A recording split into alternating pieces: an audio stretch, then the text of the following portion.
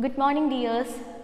So far we have discussed about the structure of a anther in brief, isn't it? So today we are going to discuss it in more detail and the processes regarding the microspore development and what is microsporogenesis and what is the structure of a pollen grain in more detail. Okay, so first let's look into the structure, the detailed structure of a anther. Okay. This is the picture of cross section of an anther.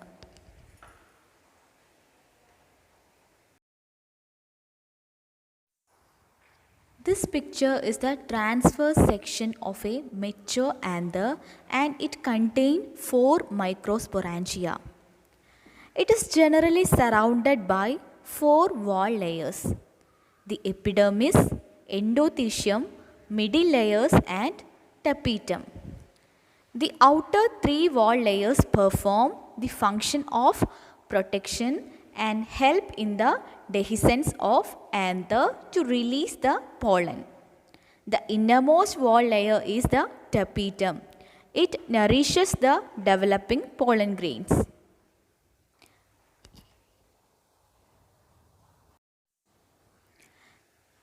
Inside this layer, there is sporogenous tissue. So this is the structure of a anther. So when the anther is mature, the sporogenous tissue that is within the microsporangia will undergo division. The sporogenous tissue will undergo meiotic division to form microspore tetrads. Okay. So when the pollen grains mature, the sporogenous tissue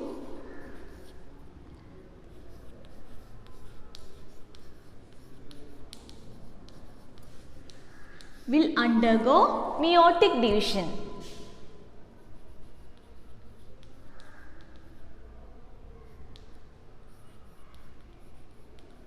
It will produce microspore tetrads.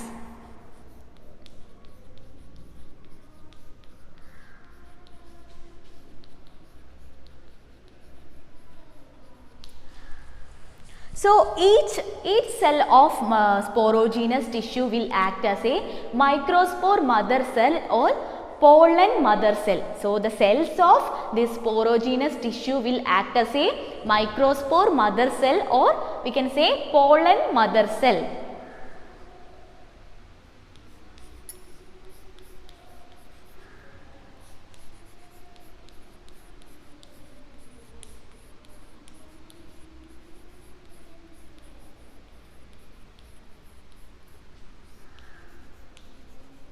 Microspore mother cell, we can say it in short MMC. Okay. So when the cell of sporogenous tissue will act as a microspore mother cell, it will divide meiotically to produce microspore tetrads, isn't it? So the formation of microspore from this microspore mother cell or pollen mother cell is called as microsporogenesis. Okay, this process is called as microsporogenesis.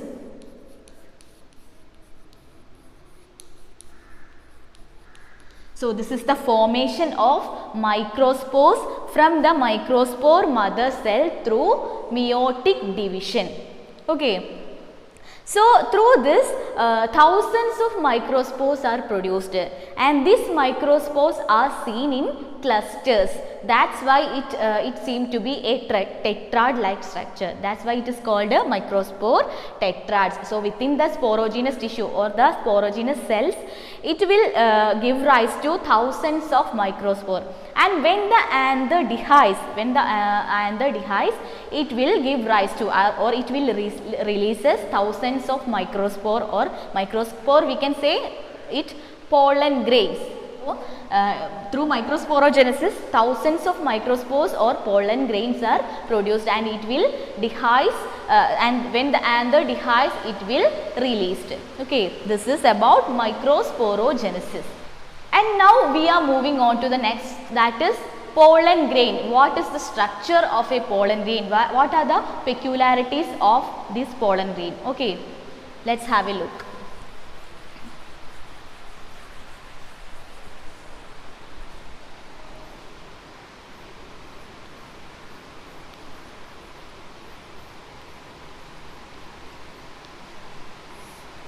As we know that pollen grains are the male gametophyte, isn't it? And the pollen grains of different plants have different shape, size and color. So when we observe a pollen grain under a microscope, we can observe the beautiful architecture of this pollen grain for different plants. So we can say when we take a flower of hibiscus plant, so we can see a yellowish duster or yellowish powdery substance in it, isn't it? So that is the pollen grain, and we can when we observe it under a microscope, we can see a beautiful architecture within it. So the pollen grains of different flowers will be having different size, shape and color. Okay, and the pollen grain, the size of pollen grains is almost now 25 to 50 millimeter in diameter. Then we can see two layered walls of pollen grain. It is divided into two parts, like the outer part is exine.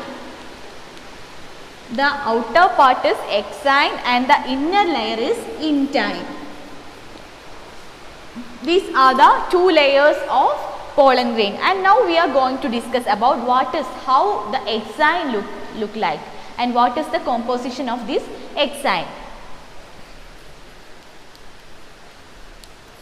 Exine is a hard outermost layer of this pollen grain, and exine is made up of a resistant and organic material. It is made up of a resistant organic material which is called as sporopollenin.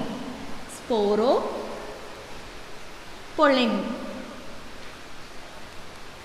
So exine is made up of a resistant organic material which is called as sporopollenin, and the outer wall of exine contain a prominent pore-like structure or prominent apertures called as germ pores.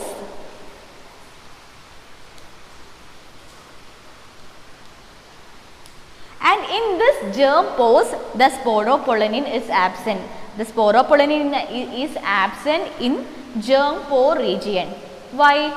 Because the germ pores have to germinate, or it have to elongate after the pollination. As we told earlier that during fertilization, before the fertilization, the pollen grains will carry male gamete through a tubular outgrowth, isn't it? So the pollen tube arises from this germ pores. That's why the hard protective cover called sporopollenin is absent in this germ pore regions. The most important peculiarity of this sporopollenin is it can withstand high temperature and also the activity of strong acids and alkalis. So it is a hard and it is a resistant protective layer outside the pollen grain that preserve the pollen grain more stronger. So the sporopollenin helps in the protection, and it will helps to prevent the enzyme activity also. It will protect the pollen grain from the activity of enzymes and from the strong acids and high temperature. That's all about exine layer, and then we are moving on to the next, the innermost layer, that is intine.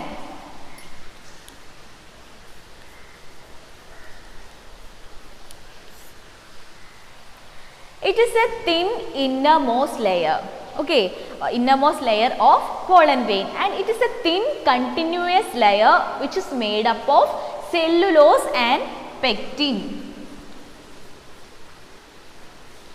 Cellulose and pectin. These are the two substances which is the components of the intine layer. And that's all about the intine. And the cytoplasm of this pollen grain is surrounded by the plasma membrane. Okay, and when the anther matures, when the anther develops, when the pollen grains develop, there are two cells formed within the pollen grain.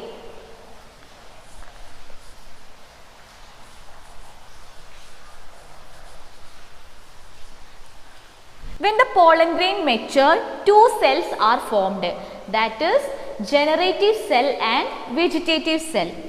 That are the two cells formed.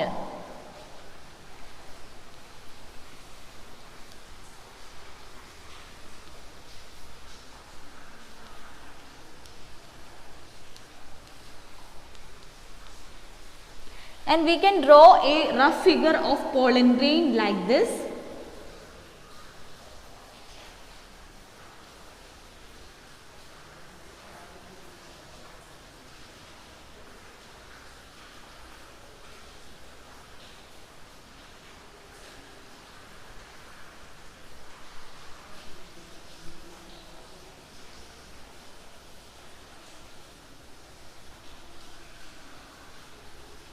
This is the vegetative cell,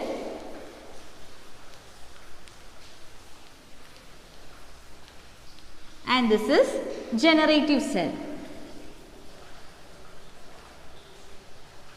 So, when the pollen grains matures, two cells are formed, and first one is vegetative cell and the second one is generative cell. The vegetative cells are bigger and it contain abundant reserve food material, and also it contain large irregularly shaped nucleus in it. Okay, that's about the vegetative cell. And the generative cells are small and it contains small nucleus and it floats on the cytoplasm of vegetative cell. It is spindle shaped. Okay, that's all about generative cell. So, vegetative cell is bigger and contain abundant reserve food material and have irregularly shaped large nucleus, and the generative cell is spindle shaped and it floats on the cytoplasm of the vegetative cell and it contains a small nucleus in it.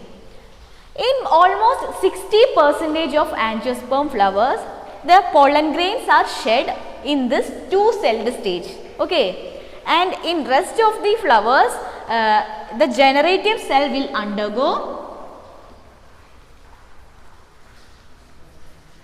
mitotic division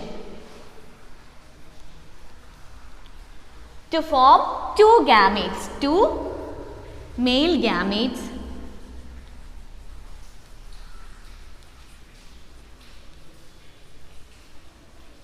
and in this type of flowers, the pollen grains are shed in this three-celled stage. Okay, so almost 60% of angiosperm flowers shed their pollen grains in this two-celled stage, that is vegetative cell and generative celled stage. And in some others, the generative cells are divided into two male gametes, and this three-celled stage shed the pollen grains in some flowers. And the most important thing about pollen grain is some pollen grains of some flowers will cause allergy and severe bronchial afflictions. Okay, and in some areas, some flowers of plants will causes asthma and bronchitis like allergic conditions. So, there is occurrence of such type of bronchial, such type of respiratory afflictions in some cases only. Okay, and the species of Parthenia, it is a variety of wheat, Parthenia, which is introduced to India. Okay, it is introduced to India. And the Parthenia is ubiquitous in its occurrence, and it will cause us some allergic symptoms or allergic problems, pollen allergies. Okay, that is the worst peculiarity about this pollen grains, and there are some major uses of these pollen grains too. The pollen grains have high nutritional value. Okay, so in most Western countries, it is used in as pollen tablets and pollen syrups. Okay, so the since it is high nutritional value, it will be used in some western countries and also in some other countries as pollen syrups and pollen tablets. Okay, so it is said that the pollen grains are the products of pollen grains will helps to increase the efficiency of athletes and other players. Okay, that's the usefulness of these pollen grains. And when the pollen grains shed on the stigma of a flower before losing its viability, what is viability? Viability is the ability to germinate the pollen grain or ability to carry the male gamete through the production of a pollen tube. So, before losing the viability, it will reaches or it must reach the stigma of a flower. And in some cases, the viability of pollen grain depends on many factors like temperature, humidity, etc. In the case of rice and wheat varieties, in some cases, the pollen grains will lose its viability within 30 minutes of shedding. So, before losing its viability, it should be get transferred or it should be get deposited in the stigma of the flower. Then only the fertilization will occur. Okay, that's the peculiarity of some pollen grains like rice and wheat. And in some cases of Rosaceae, Leguminosae and Solanaceae families, it will maintain its viability until a month and more. Okay. And as you know, the sperm bank or the semen banks like the pollen grains are preserved. They are preserved in liquid nitrogen of -196 degrees Celsius. The pollen grains are preserved in pollen banks in liquid nitrogen of -196 degrees Celsius. So, it can be used as in the case of seed banks, it can be used for breeding and plant breeding purposes and all.